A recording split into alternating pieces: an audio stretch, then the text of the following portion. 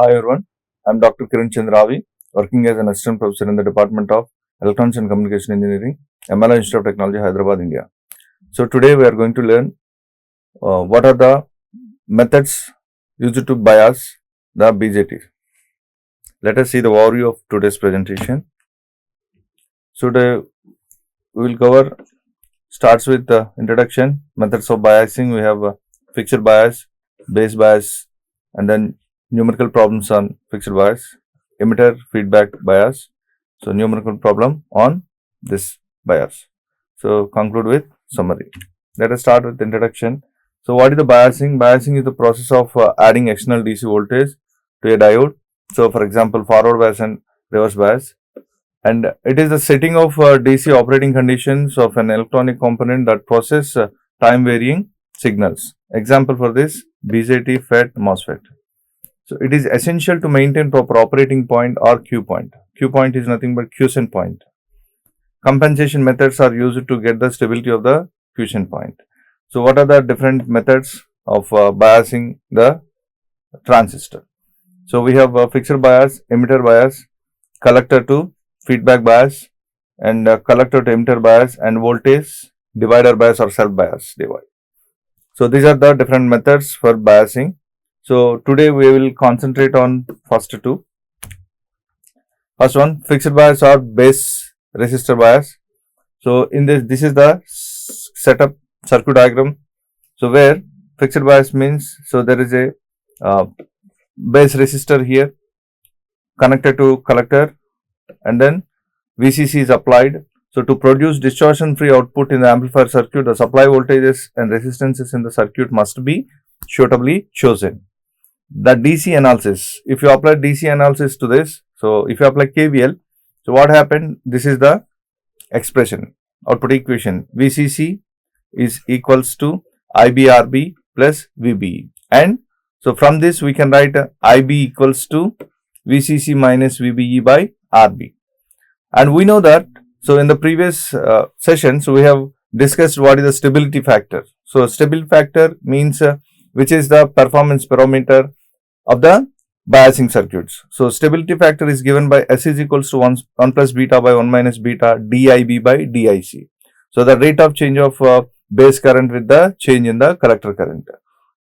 Okay. So now here, if you see the equation, these two equations after applying KVL here, so these are the two equations. So VCC is equals to IBRB plus VBE. So from this we can get the base current value.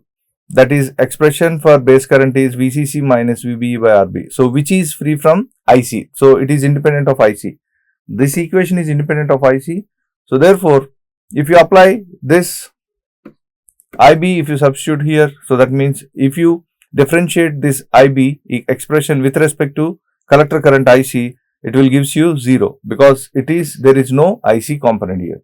Therefore, you will get stability factor is equals to 1 plus beta. So usually for transistor, beta is almost up to 400.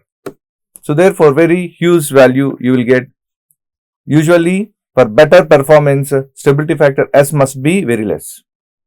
Since beta is very large, this is a poor bias stable circuit. So this is the drawback with this kind of fixed bias or base resistor bias. But whereas the advantage with this is it is simplicity because less components are there, and then for a very large supply, and we have independent IB independent of VBE. So these are the few advantages. And next, let us see next one. So let us see the numerical problem on this. For find the collector current and collector to emitter voltage for a given circuit as shown. So we are not given what kind of biasing circuit it is. So on observing the circuit, we have to find we have to recognize what kind of biasing it is. So on seeing this, we can say that it is a fixed bias or base resistor bias. So we are giving base resistor like this. Here it is 300 kilo ohm and collector resistor is 2 kilo ohm, and beta is given, amplification factor is 50, and more important, it is a common emitter configuration. VCC is given 9 volts. So with this, if you apply KVL, and one more important here, the cut-in voltage or VBE is 0.7 volts for silicon transistor. The base current IB from the KVL, we can write IB equals to VCC minus VBE by RB. And then if you substitute values, so what is VCC? 9 volts and minus VBE is 0.7 volts upon RB is what? RB is given 300 kilo ohm. So if you substitute, you will get a base current value is 27.67 microamperes. The collector current IC equals to beta IB because output current in common emitter configuration is equal to beta times base current. So we know base beta 50 and then into what is the value of IB? So 27.67 into 10 power minus 6 micro. So you will get 1.38 milliamperes. So the collector to emitter voltage, and this is VCE is equals to VCC minus ICRC.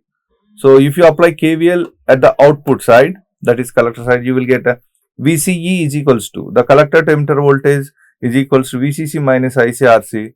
So we know the values of this, we can substitute and you will get the collector to emitter voltage as 6.24 volts. So in this way you have to calculate the numerical problems. Next, emitter feedback bias. Emitter feedback bias means this is the setup for emitter feedback. So in addition to the base resistor, we have added emitter resistor also. So due to this, the voltage drop will be increased. So the emitter feedback bias circuit as shown in the figure, emitter resistance is included for improving the stability level. So if you apply KVL in the loop, first loop, base emitter loop, this loop, then you will get a VCC IB minus VBE minus IBRE. VCC, all our voltages. So this is V is equal to IR, right? So if you apply KVL, so this is one voltage VCC and then IBRB minus IBRB. It is flowing like this.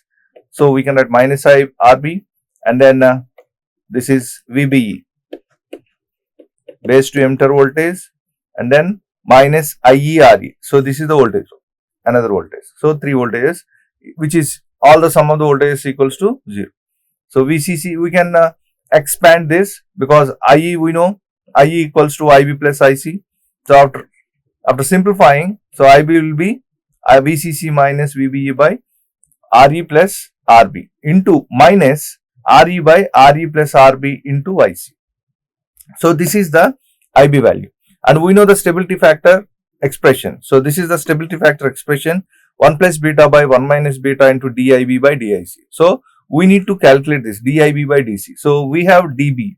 So here IB is there. So if you differentiate this expression with respect to IC, so therefore DIB by DIC is equals to, you will get this one. This is with respect to IC we are differentiating. So DIC by DIC equals to 1. So you will the coefficient of that one will be answer. So DIB by DIC is equals to minus RE by RE plus R. So here S is equals to 1 plus beta by 1 plus beta into RE by RE plus RB. So this stability factor is depending morely on emitter resistor, so which we have included here.